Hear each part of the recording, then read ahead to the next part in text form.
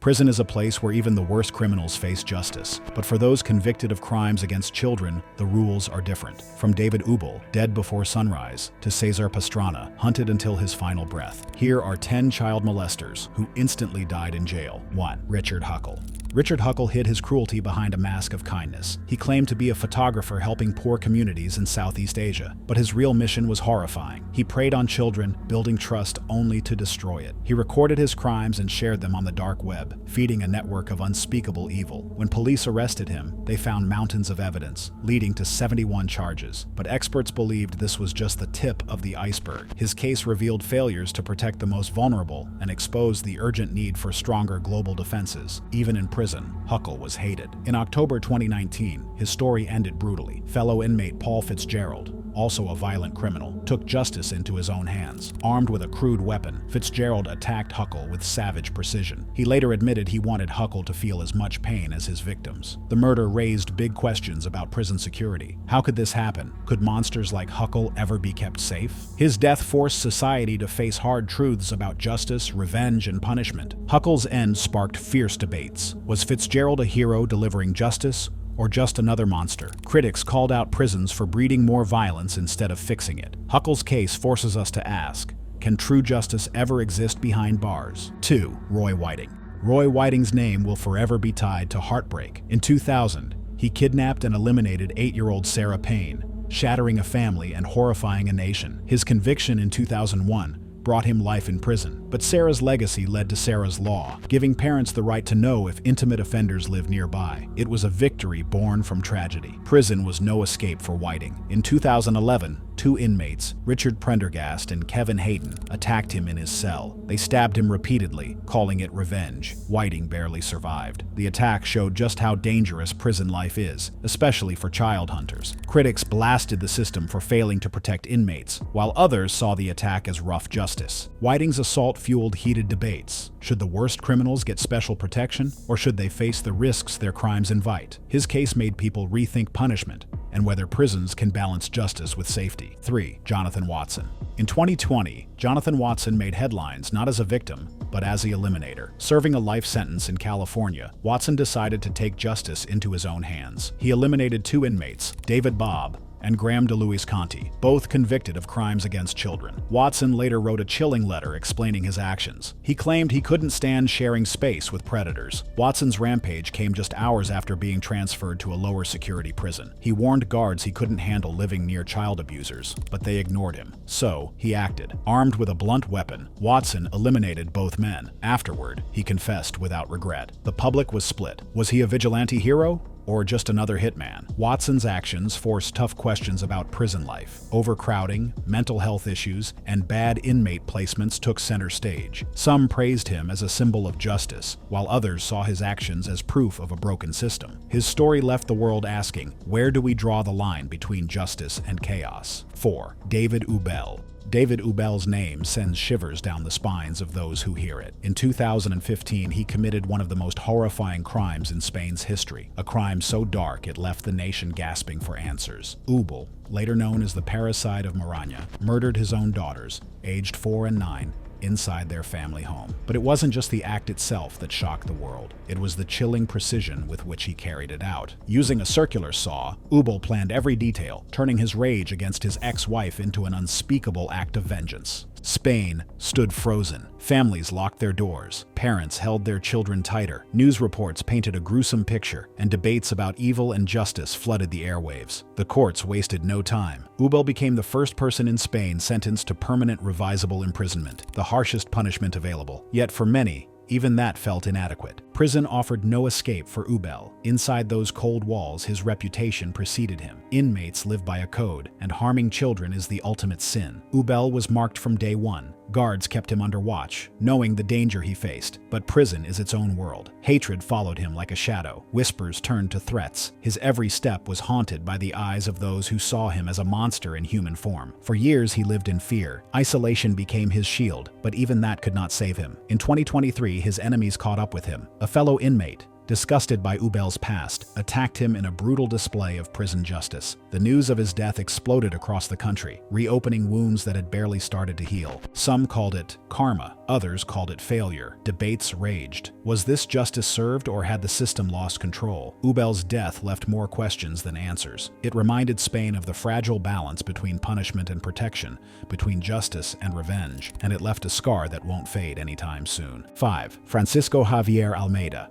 Halloween night is supposed to be filled with laughter, candy, and costumes. But in 2021, the town of Lardero witnessed horror instead. Francisco Javier Almeida lured 9-year-old Alex into his apartment, using a smile to hide his monstrous intentions. Moments later, that smile vanished, replaced by cold, calculated cruelty. Almeida strangled the boy, ending his life and shattering an entire community. The horror didn't stop there. When Almeida's past came to light, the anger boiled over. He had been convicted before for assault and homicide, yet somehow he was free to strike again. People demanded answers. How had the system failed so badly? How had a predator been allowed to walk among them? In prison, Almeida became public enemy number 1. Child hunters rank at the bottom of the inmate hierarchy, and everyone knew it. Guards tried to keep him safe, but there was no hiding from the truth or the hatred. Almeida was despised, not just for what he had done, but for the fear he had reignited. The tension inside the prison was electric, and it didn't take long for it to explode. Less than 2 years into his sentence, Almeida's life came to a violent end. Another inmate, driven by fury and disgust, attacked him with lethal force. The prison walls could no longer contain the anger he had provoked. The aftermath left Spain divided. Was this vigilante justice, or a sign of a broken system? Could better oversight have saved him, or was his death inevitable? The tragedy of Alex and the downfall of Almeida remain etched in Spain's memory, a haunting reminder of the cracks in its justice system and the thin line between order and chaos. 6. Cesar Pastrana. Cesar Pastrana's name became synonymous with horror in Georgia. Convicted of crimes so vile they defied belief, he entered prison as a marked man. His actions targeted the most vulnerable, leaving a trail of devastation that could never be erased. From the moment he arrived, the prison walls seemed to close in on him. Inmates whispered, guards watched. Everyone knew what he had done, and no one was willing to forget. Child abusers face a special kind of hatred behind bars, and Pastrana felt it every second. He tried to keep to himself, but there was no escaping the glares, the insults, and the threats. Life became a nightmare. Fear ruled his days. He knew the code. Prison justice is swift and brutal. Guards tried to protect him, but even they seemed to know it was only a matter of time. The air grew heavier as the days passed, the tension thick enough to cut. In 2024, it all came crashing down. A group of inmates cornered Pastrana, their attack as sudden as it was deadly. The guards couldn't stop it. By the time they arrived, it was already over. Pastrana's body lay as a grim reminder of what happens to those who break society's most sacred rules. The fallout was immediate. Advocacy groups demanded answers. How could this happen? Why wasn't he better protected? Critics pointed fingers at the system, accusing it of neglect and moral failure. But others saw it differently. They called it justice. Prison justice. Pastrana's story forced the nation to face uncomfortable truths. Prisons are supposed to punish and rehabilitate, but what happens when they become arenas for revenge? His death exposed cracks in the system, raising hard questions about safety, ethics, and what it really means to serve justice. For many, Pastrana's fate was a chilling warning, a reminder that even behind bars, the past never stays buried. And for others, it was proof that some lines once crossed can never be forgiven. 7. John Kyogen. The rise and fall of John Kyogen played out like a tragic movie, filled with betrayal and revenge. Once celebrated as a devoted Catholic priest, he stood at the pulpit delivering sermons that touched hearts and inspired faith. People trusted him. They believed in his words and his guidance. But behind his holy robes hid dark secrets that would destroy everything. Accusations of stealing church money and breaking moral laws exploded like fireworks, leaving his reputation in ashes. The news spread like wildfire, and the community that once loved him turned against him. He became the face of betrayal in religion. When the courts found him guilty and sent him to prison, it was the final blow. His story became a warning, a man brought down by pride and greed. Prison turned into a nightmare for Kyogen. The guards and inmates knew who he was.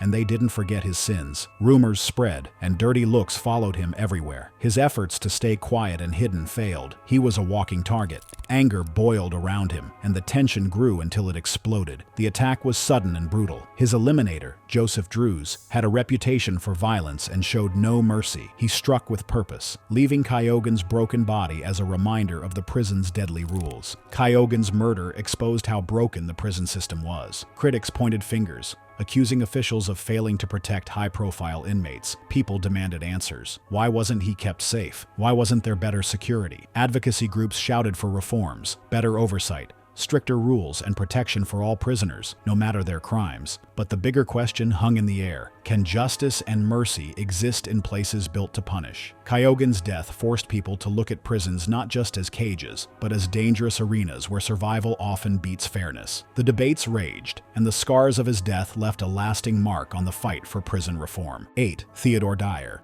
Theodore Dyer's crimes shattered families and sent shockwaves across the country. Convicted of abusing a young girl, he became the face of hidden monsters living among us. His victims' bravery in stepping forward opened the floodgates, and his secrets poured out. The trial ended with Dyer behind bars, but prison offered no peace. Instead, it set the stage for a violent and deadly ending. Inside the prison walls, Dyer was marked. Other inmates saw him as the lowest of the low. In their world, crimes against children were unforgivable. Enter Stephen Sanderson, a man with a dark past and a twisted sense of justice. Sanderson saw Dyer as prey. Fueled by rage and disgust, he planned his attack down to the smallest detail. When the moment came, it was quick and savage. Dyer didn't stand a chance. Afterward, Sanderson showed no guilt. He even bragged about what he had done, forcing everyone to question the lines between justice and revenge. The case sparked outrage. Was it inevitable? Was Dyer doomed the moment he entered prison? Some called Sanderson a hero,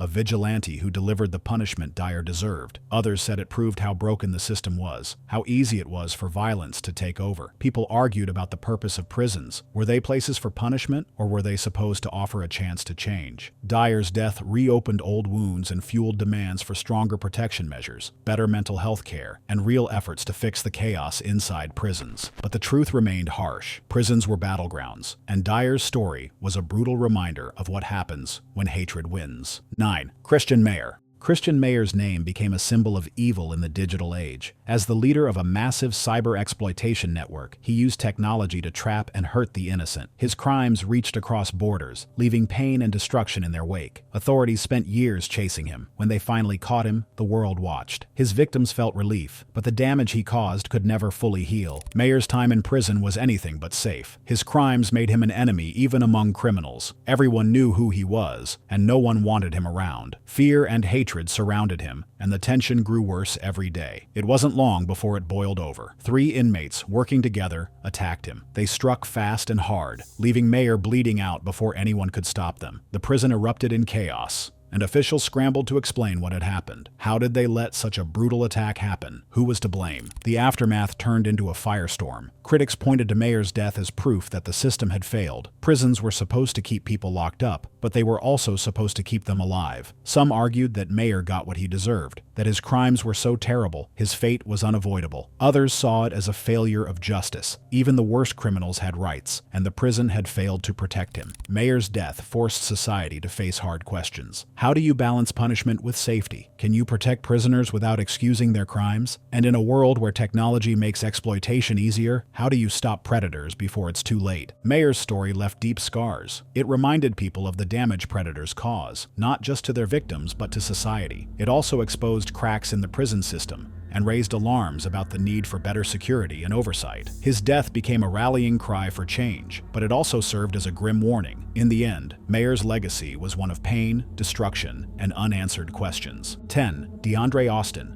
DeAndre Austin. His name became a shadow that loomed over every conversation about betrayal and broken trust. He didn't just hurt people, he shattered their lives. His crimes tore through families, leaving scars that no amount of time could heal. People trusted him, but Austin used that trust like a weapon. Even after the judge's gavel fell and sent him to prison, there were whispers. Whispers that no sentence could ever balance the scales for what he had done. But prison wasn't the end of Austin's story. It was just the beginning of another nightmare. Behind bars, Austin stepped into a world world ruled by fear and violence. Here, survival wasn't promised. The inmates had their own rules built on power and revenge. And in this brutal world, Austin had enemies. One of them was Rodney Jordan, a man with a dark past and a mean reputation. From the moment they crossed paths, the air between them felt like a ticking bomb. Tensions boiled, and soon enough, the prison walls bore witness to their deadly clash. Jordan didn't strike in the heat of the moment. No, it was planned, calculated. Every move seemed cold and deliberate. The final blow left Austin lifeless, and the prison floors stained with blood. When the guards found him, it wasn't just another death, it was a statement. The news spread fast, shaking the prison and everyone who heard it. People demanded answers. How could something this brutal happen in a place meant to control violence? Critics called out the system for failing, not just once, but twice. First by letting Austin's crimes go so far,